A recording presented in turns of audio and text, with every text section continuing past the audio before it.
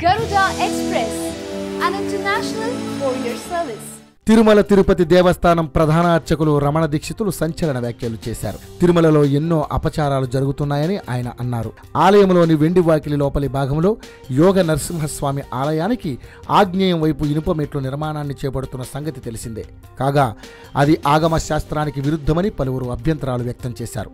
ఈ నేపథ్యంలో దీనిపై రమణ దీక్షితులు స్పష్టత ఇచ్చారు. ఇనుప మెట్ల నిర్మాణం ఆగమ శాస్త్రానికి విరుద్ధం కాదన్నారు. అయినా తిరుమలలో ఆగమ శాస్త్రానికి విరుద్ధంగా ఎన్నో పనులు చేస్తున్నారని, మహాలకు దర్శనం వద్దని చెప్పినా ఎవరూ పట్టించుకోవడం లేదని ఆయన వాపోయారు. అలాగే పవిత్రోత్సవాల్లో విమాన గోపురంపై పండితులు కాకుండా మిగతా వారు ఎక్కడం ఆగమ శాస్త్రానికి విరుద్ధమన్నారు.